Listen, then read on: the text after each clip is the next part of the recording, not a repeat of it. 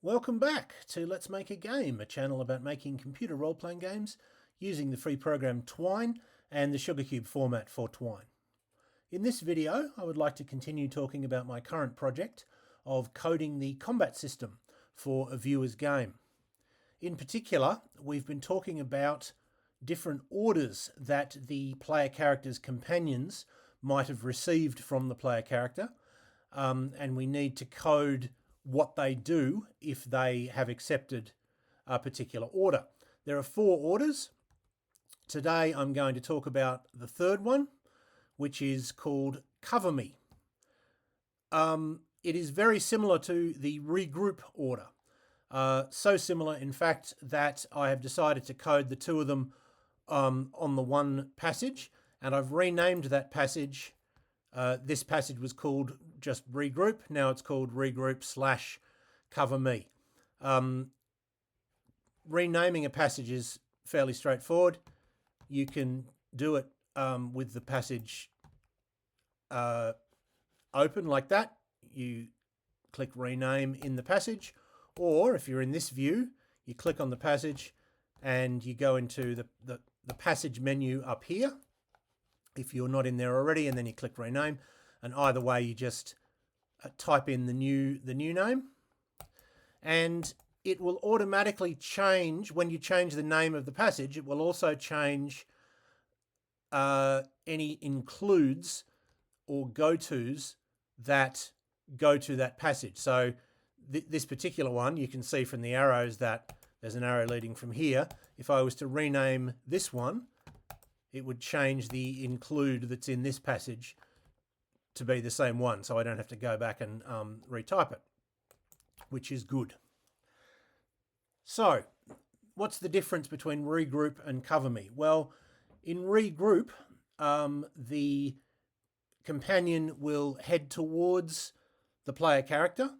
If they're in the same range band as the player character, then they'll attack as per the default behavior, except that they won't move if they choose an attack that they can't do.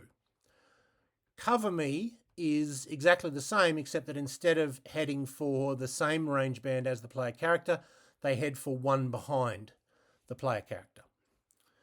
So, how do we code that? Well, we made changes to companion to this passage, apart from renaming it, and we made a small change to companion default as well, which is the one that covers the default behavior. So let's go through it, starting with companion. There aren't any new variables this time. So we had that if com ini underscore who 5 is equal to 4, then we include what was then called regroup.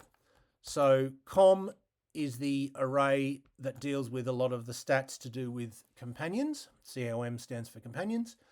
ini underscore who is the variable that deals with what character is acting.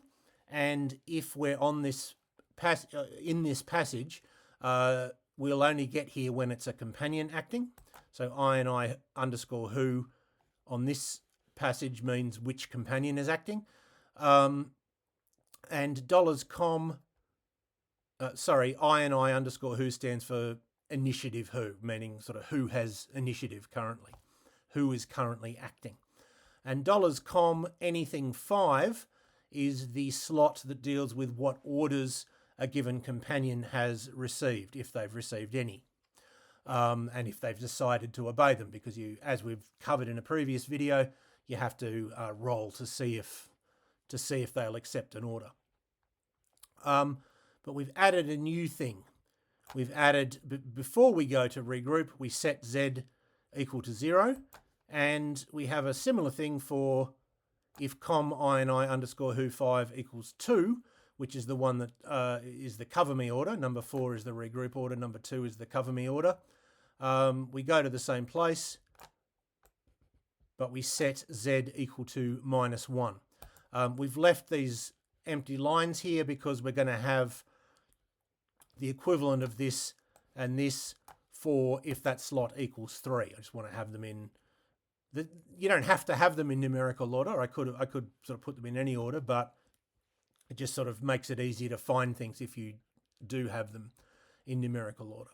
So Z equals essentially the target for the player character, because range is always listed with the player character's current position as 0. So if the order is number 4, regroup, they will head for range band 0, which is where the player character is. And if the order is number 2, cover me, they will head for range band -1, i.e. the one just behind the player character. So when we go to this one, apart from the new name, and I've expanded the notes, these were the notes that we had before. I just put regroup at the top, and then I just put a note that says that cover me is exactly the same, except that the companion heads for the range band behind the player character. So how this worked before is we looked at com_I_who 3, which is the position of that companion, and if it was greater than 0, then they would we would reduce that by 1 as they move towards the player character, and if it was less than 0, we would increase their position by 1 as they move towards the player character. The only difference is that now we don't look at whether they're greater than or less than 0, we look at whether they're greater than or less than Z. So it'll be 0 for one order, -1 for the other. I also had to change the message. It said companion I_who moves towards player character, and that would be true for the regroup order, but it might not be true for the cover me order, because they might be in the same range band as the player character and then move back 1, so they're actually moving away from the player character. So I just changed it to the companion moves back or the companion moves forward. Otherwise, it's exactly the same.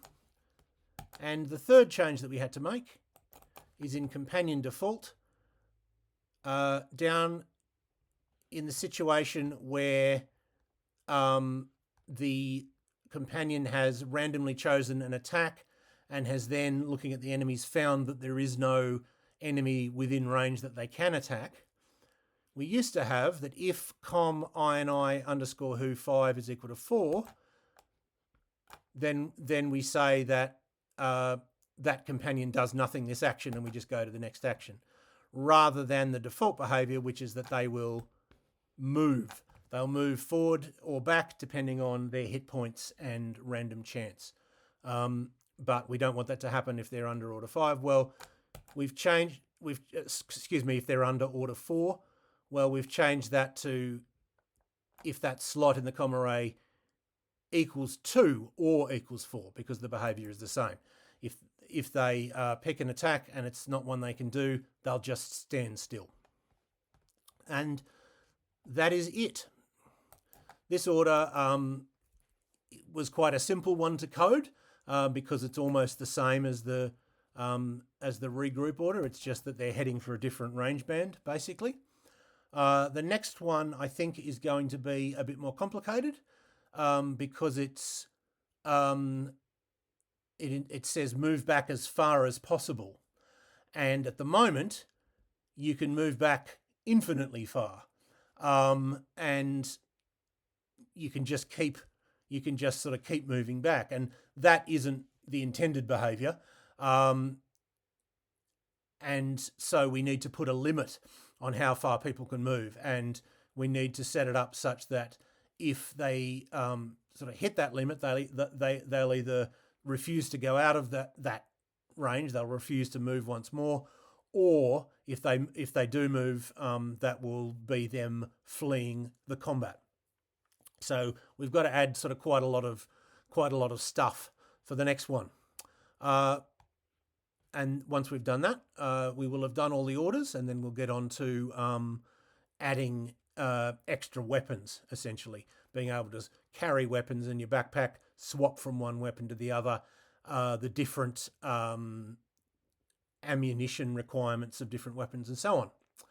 But for now, I hope that was useful or interesting to at least some of you, and I hope you will tune in next time.